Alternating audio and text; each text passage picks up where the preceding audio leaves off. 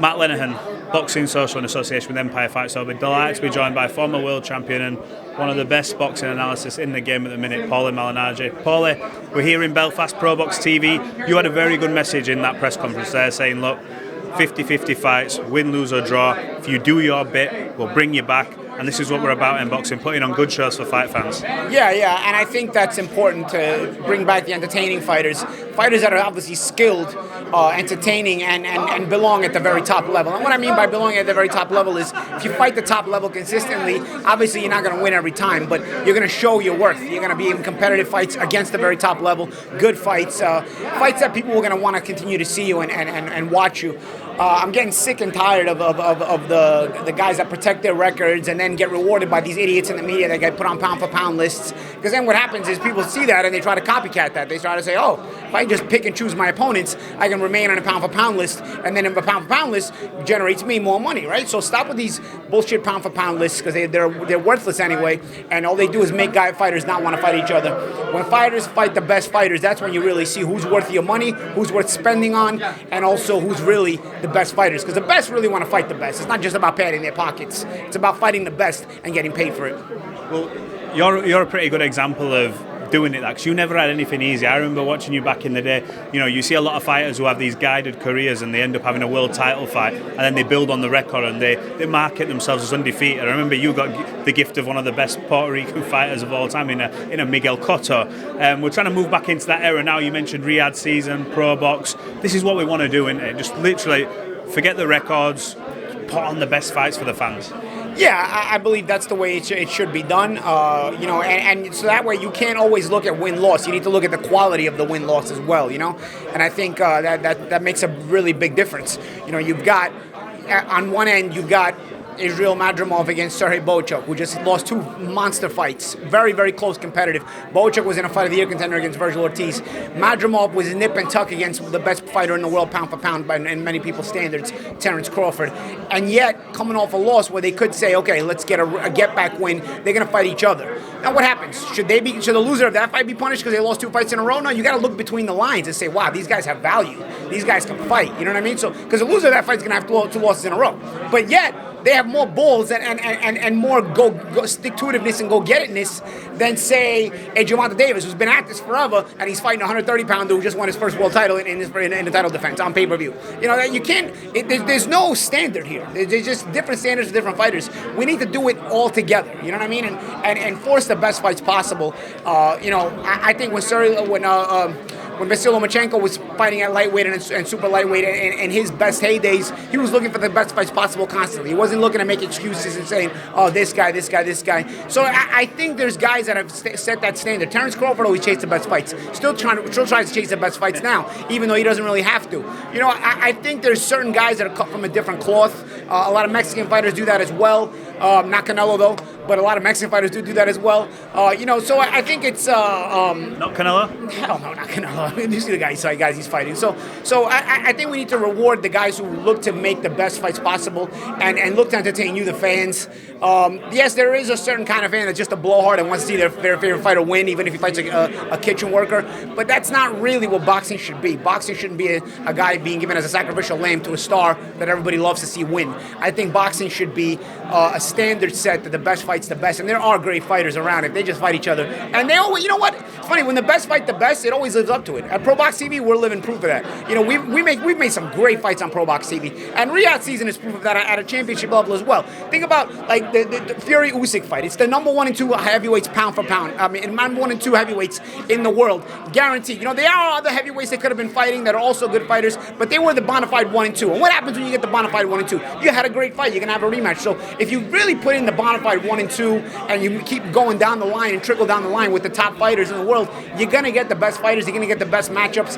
And yes, guys are going to knock each other off, unfortunately. But that's why you can't look at the standard as the record. The standard has to be strength of schedule as well as performance inside the ring. If you're Gervonta Davis now, obviously he wanted a Lomachenko fight, we heard. Who does he fight now? Obviously he wants to get out before the end of the year.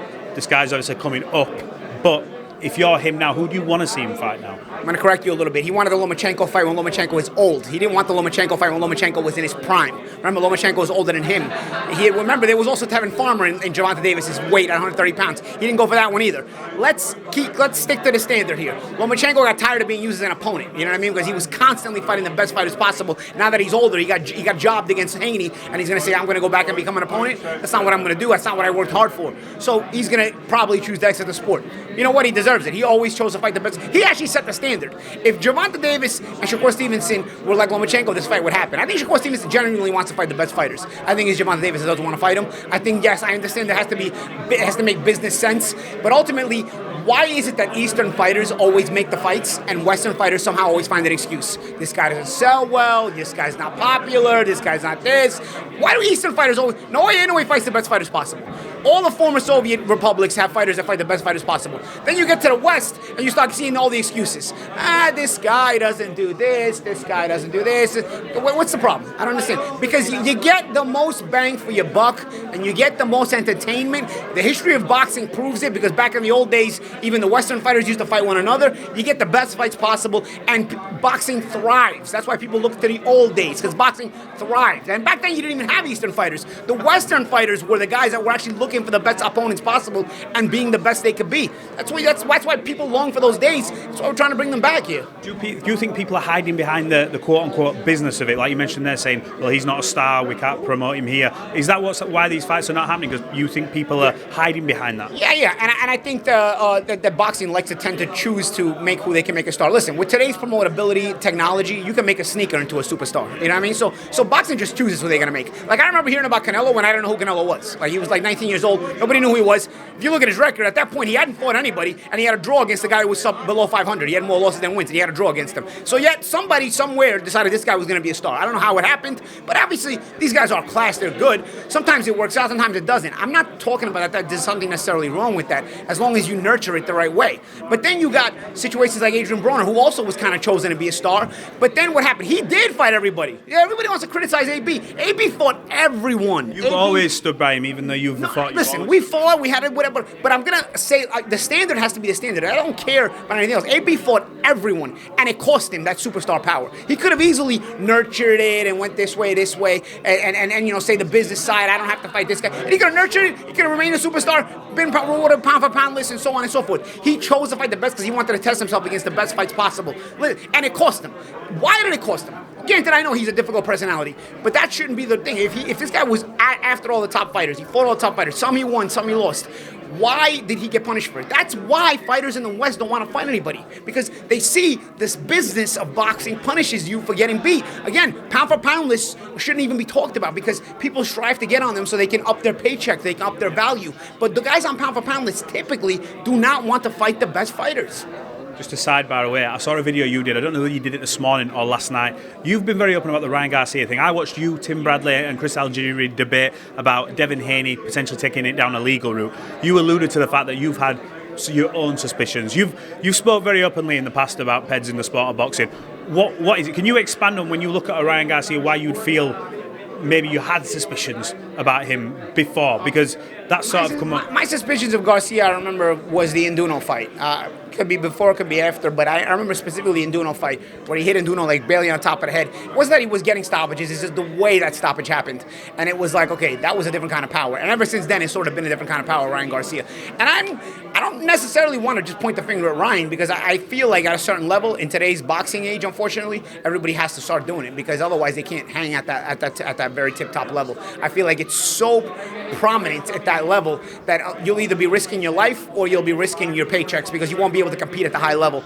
So I feel like it's almost a protection to these guys. So I'm not necessarily picking on Ryan Garcia, but I thought it was a big example, because he's a big name, and also I can remember specifically the moment where I said, okay, this guy's different today. You know, this guy's different tonight. You know, and Duno had been a pretty legitimate opponent type of fighter, and he doesn't typically get stopped like that. And Ryan himself hadn't been stopping guys like that, for example. He's getting stoppages, of course, but not to that, not where you're barely touching guys. You know, that's Golovkin-esque. You know what I'm saying? And not to say that the Eastern fighters are clean either. But I'm not saying that either. But what I'm saying is, if you hold the standard very, very strict, I think you'd have a very different sport. I want to ask you about Bivol Beterbiev. Now, I scored it, I think, pretty similar to yourself. How many times have you watched that fight, and have you come to the same conclusion each time in terms of the pressure from Beterbiev, but not effective pressure scoring? People saying, yeah, look, no, he was dictating the pace. But from the outside looking in, I know you and Chris were very much aligned on this. What's your overall takeaway? I have not seen anybody in boxing that had Beterbiev winning. Honestly, everybody in the circle of boxing, only time I've seen people that pick Beterbiev was message boards and comments. I have not personally met somebody who thought Beterbiev won, except one pro fighter, and I'm not going to give you his name, but he made a bet on Beterbiev, and I think that's why he's angling towards. Yeah, that's why he's saying really Beterbiev won, because he just wants to say that he won his bet and he picked it. But I think that everybody is, the people around me, including me, and I've talked to a lot of people in the business. Even you just said yourself, you thought Bivol won too, right? Yeah, so I think it's pretty. Not to take anything away, because it was a good fight. It was a good fight. It was competitive, but I don't think it was the kind of fight where the win can be debated. You know what I mean? Like, I didn't think it was that kind of fight. To win a fight, you got to win 7 rounds. You know what I mean? I couldn't give Beterbiev. I couldn't find 7 rounds to give Beterbiev. A lot of what he's doing, he's not throwing very hard. Like everybody talks about his vaunted power, but he couldn't find Bivol. So a lot of what he's doing is pit pats. And landing the 4th one out of 4 punches, and the first 3 are just touch punches. So do you really score that? You know what I mean? Like, how do you the fact that he's got a head of steel, and when you hit him, his head doesn't snap back, does that mean Bivol's not hitting him? No, I mean, Bivol's still hitting him. It's just, this guy's made like concrete. So when you hit him, instead of going boom, he goes, So, is that the problem in boxing now? Interpretation? Well, it's all. I just think the problem in boxing is judges don't know how to judge a fight. It's whoever's coming forward. Whenever you don't know what you're doing, you just give it to the guy coming forward. All the other nuances stop mattering. I think people have gotten a little dumber. Everything's been dumbed down. So it's just about who comes forward wins the fight. You see that in all kinds of levels where there's subtle nuances going on in competitive fights. And I think the more competitive fights become, because we're making a new movement in boxing where fights are getting competitive, the more bad decisions you're going to see. Because judges do not know how to judge a fight. Odds makers do not know how to make odds for fights. That's why you see so many upsets nowadays, is because with evenly made fights, the odds makers are thrown for a loop. They've never had to deal with this before, at least not for decades, since the old days. And I think that it's going to become problematic. I really do. I really think it's going to become problematic. I think it is problematic. Last couple, Tyson Fury, Oleksandr Usyk was at the press conference the other day. Much more respectful than the first time round, obviously, because they've shared the rounds together. If you're Tyson Fury going into this rematch, how do you approach it? Now that Oleksandr Usyk has had that victory over you, he'll feel like he can get better. Fury knows he has to change something. How do you approach this rematch? I think Fury, if he can find that hunger that we've seen in Fury, I just don't know if it's there. I'm not a mind reader. Fury, in the Fury of old, for example, after a loss in this first fight, would have been obsessed with the winning the rematch and would have done everything, and I feel like even mentally would be locked in, ready to take this to war. I don't know that he's like that anymore. I'm not sure. He might be, and if he is, I think he can win the rematch. I really do think that physically he's the more gifted fighter because he's got natural size and everything. But Usyk is also a different kind of fighter as well, in that Eastern fighters don't rest on their laurels. Eastern fighters don't get rich and then get soft. They just, as long as they're fighting, they're always the same guy. They're like robots mentally, So I think you're gonna get just as difficult of an Usyk as you had the first time around. So you're gonna get just as focused of an Usyk as you had the first time around. These guys don't even matter how much money they made, everything. For them, it's just about being the best. But for Fury, if his mentality is that of the hard-nosed Fury, the one that really was responsible for beating your Klitschko's and beating the Wilders, if he can get to that guy, I don't know if he can. Because again, with Western fighters, it's hit or miss. Sometimes they're there, sometimes they're not. It's hard. I would have to be a mind reader to know that at this point. I know what Fury I know can show up because I've seen that Fury show up, and if that Fury shows up, I know he can win the fight. But I don't know if that Fury exists anymore at this point. So we'll see. That's my thoughts. I feel like if you get that Fury, you're going to have a Fury victory, but we'll see. Anthony Joshua, Daniel Dubois, the rematch has been touted. I've just seen on Sky Sports it has said that Fabio Wardley has been given a green light to fight Daniel Dubois, which has just come through now. If you were with Anthony Joshua now, would you advise that rematch, or is that a case of maybe you wait and see what happens with Fury news? Because everyone wants to see AJ Fury. I feel like AJ's in a situation that I felt mentally I was in at the end of my career, where when you get the phone call for these fights, you're excited. You feel like you can get ready. You feel like mentally you can be ready. But then you get into the ring, you get to the fight, and you're like, I don't know if I want to be here. Like where earlier in your career, you didn't feel like that at all. You feel like a destroyer. You feel like you wanted to get in there with the best, and you wanted to fight and get it on. I'm not sure Joshua. I think that fight showed me I'm not sure Joshua wants to be there. it's a shame because right at the moment he got knocked out, I felt like he did get Dubois' attention and hurt him. But so maybe that's gonna linger in his mind, and that's gonna persecute him in his own mind, that he may want to try it again. It's a very difficult spot to be in as a fighter. I'm telling you, because we're competitive subtly, but then reality also, we kind of fight it, and I'm not sure where to go there. But dude, Wardley and Dubois is a shootout. I mean, this is what I mean about the heavyweight division. It is fun, man. It is fun right now. When fighters fight each other, it is fun.